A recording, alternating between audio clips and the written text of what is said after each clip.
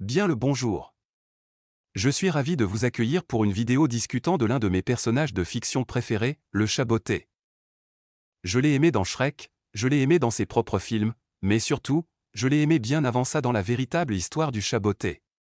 Alors, j'entends que Shrek 2 est sorti en 2004 et que le film dont je parle est sorti en 2009.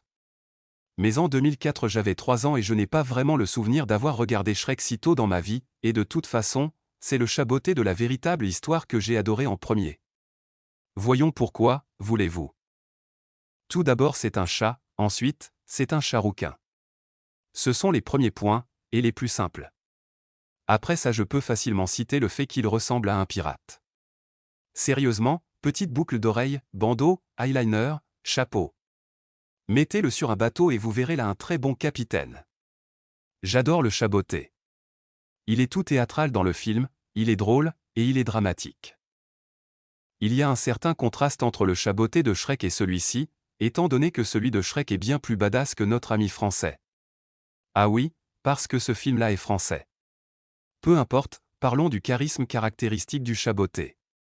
Si toutes ces manœuvres à l'épée sont nécessaires dans Shrek ou dans sa propre franchise plus actuelle, ici, notre chat botté n'a besoin que d'astuces et de ses bottes magiques. Faites d'un cuir rouge enchanté, elles l'emmèneront-elles les bottes de cet lieu où il veut, aussi rapidement qu'il le souhaite. Il a alors une longueur d'avance sur tous les autres, sans se vanter. Oui, car l'orgueil du chat de Shrek n'apparaît pas chez le nôtre.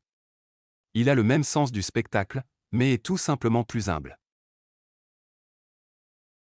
Comme son nom l'indique, le film reprend la véritable histoire du conte.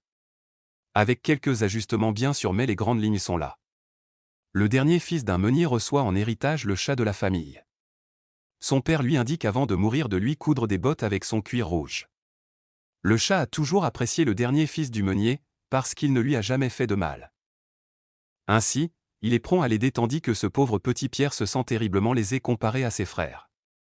Le chat se met donc à parler pour rassurer le Benjamin et lui assure que s'il écoute ses plans, tout se passera bien. Il l'aide alors à conquérir le cœur d'une princesse, à obtenir un château et des terres, et à déjouer les plans de ce cafard de chambellan.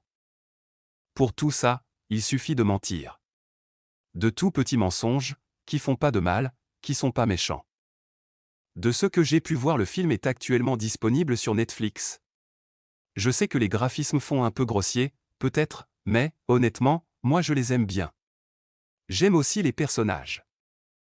La princesse et le bouffon, plus malin qu'il n'y paraît, l'ogre, petit Pierre qui se fait balader tout du long. C'est un film humoristique, rien qu'à voir comment se tiennent la reine et le roi. Ou ce cafard de chambellan. Qu'est-ce qu'il m'énerve celui-là. Son design est bien trouvé. De quoi d'autre peut-on parler? De la musique. La musique est géniale, le thème des bottes magiques est mon préféré. Les adaptations des chansons françaises dans le film rendent-elles aussi très bien, par exemple, L'amour est enfant de Bohème chanté par la princesse. Tout ça sera en lien dans la description. J'aime beaucoup les voix des personnages, le doublage est superbe, il me semble que le visage des personnages se repose aussi sur le visage de leur doubleur. Enfin, sauf pour les animaux, sinon Welcome to Uncanny Valley. En bref, j'ai adoré ce film enfant, je l'aime toujours. Je pense que la nostalgie me pousse à préférer le chat botté français, même si j'adore notre petit rouquin actuel.